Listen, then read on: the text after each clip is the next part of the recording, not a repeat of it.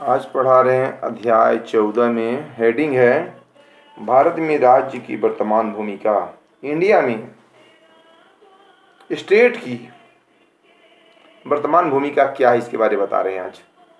मतलब हेडिंग है भारत में राज्य की वर्तमान भूमिका, present role of state in India.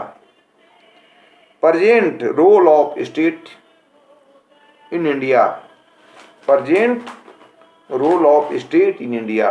मतलब हेडिंग में भारत में राज्य की वर्तमान भूमिका, रोल क्या है इंडिया में, भारत में स्टेट की, इसके बारे में बता रहे हैं। एग्जाम में बार बार पूछता है, आ जाएगा, पूछेगा कि भारत में राज्य की वर्तमान भूमिका क्या है, रोल क्या है, स्टेट की भूमिका क्या है, रोल क्या है। अब तुम्हें जानना है। हेडिंग बोल रहा है कि इंडिया में राज्य की वर्तमान रोल क्या है, भूमिका क्या है, इसके बारे में हमें जानना है ना। हमको समझना है कि कैसे एग्जाम में लिखेंगे। तो भारत बहुत बड़ा लोकतांत्रिक देश है, आप भी जानते हैं चीज को। भारत एक विशाल लोकतांत्रिक देश है इंडिया, जिसमें जातिवाद, क्षेत्रवाद, सांप्रदायिकता, असमानता, लिंगभेद आदि तरह तरह के लोग पाए जाते हैं। ये मानते हैं ना चीज को, तरह तरह के लोग पाए जाते हैं।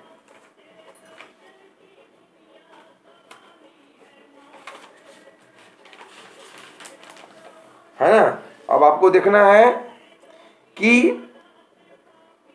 भारत चूंकि विविधताओं का देश है, इंडिया क्या है, भारत विविधताओं का देश है। इसलिए ऐसे बहुलवादी और असमान समाज में राज्य की भूमिका और भी महत्वपूर्ण हो जाती है। इसीलिए स्टेट की भूमिका महत्वपूर्ण हो जाती है, इंपॉर्टेंट हो जाती है।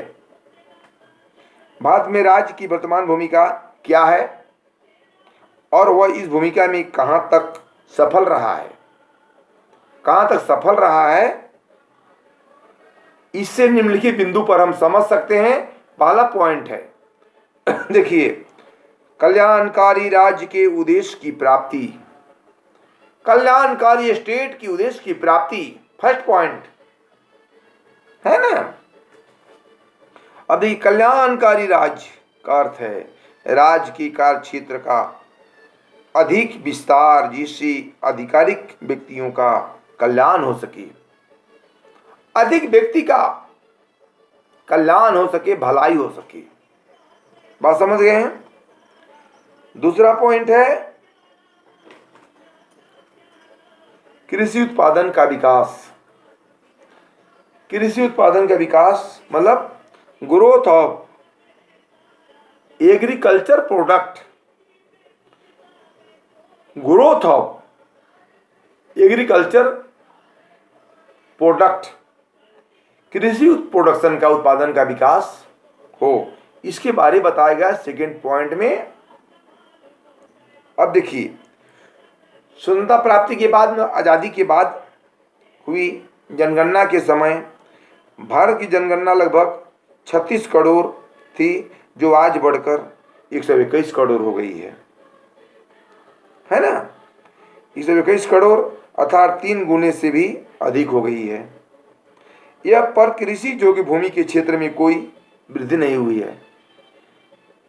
जनसंख्या बढ़ गई है, लेकिन कृषि योग्य भूमि में हमारी वृद्धि नहीं हुई है, बढ़ोतरी नहीं हुई है। पढ़ाई समझ रहे हैं। कृषि योग्य जो भूमि है उसे हमारी बढ़ोतरी नहीं हुई है। तीसरा पॉइंट है आंतरिक शांति व्यवस्था। आंतरिक शांति व्यवस्था भी प्रधान कार्य देश की संप्रभुता की रक्षा करना और शांति व्यवस्था बनाए रखना प्रथम कर्तव्य होता है कि नहीं, प्रथम कर्तव्य होता है।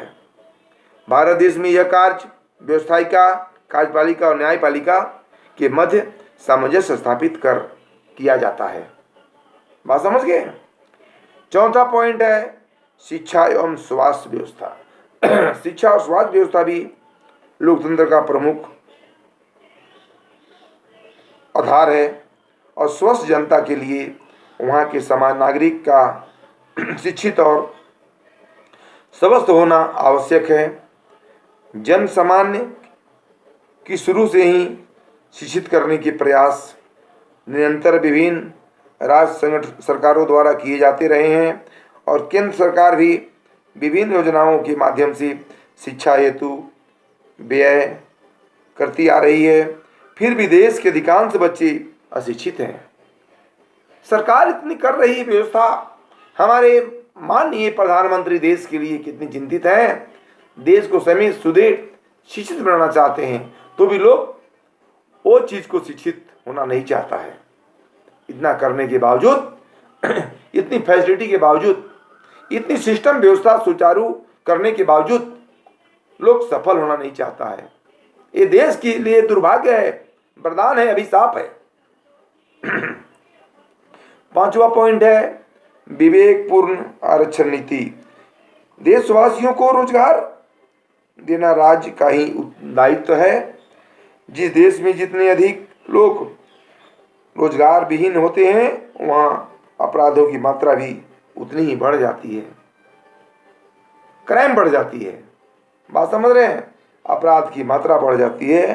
तो हमें भी देश के लिए, हमें भी देश में लोगों को शिक्षित, एडुकेटेड करना होगा, रोजगार देना होगा, तो हमारी उग्रवाद की समस्या खत्म होगी। हमको, मेरा कर्तव्य है, सरकार का कर्तव्य, ये उत्तरदायित्व है कि बेरोजगारी को दूर करना। कैसे होगा भाई? बेरोजगारी दूर कैसे होगा?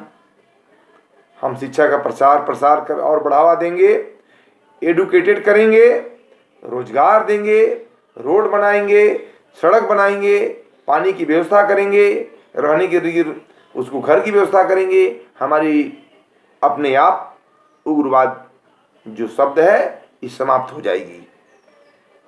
6ठा है सामाजिक आर्थिक विषमताओं को दूर करना।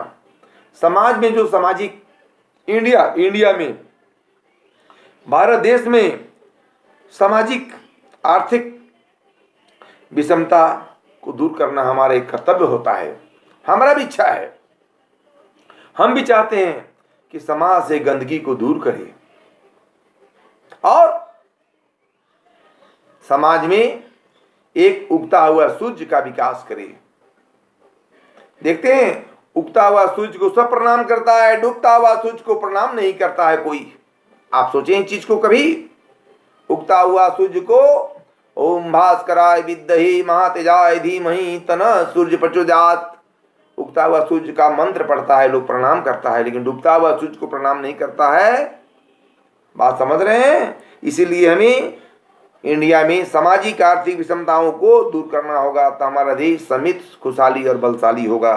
लास्ट पॉइंट है राष्ट्रीय एकीकरण का विकास, डेवलपमेंट ऑफ नेशनल इंटीग्रेशन।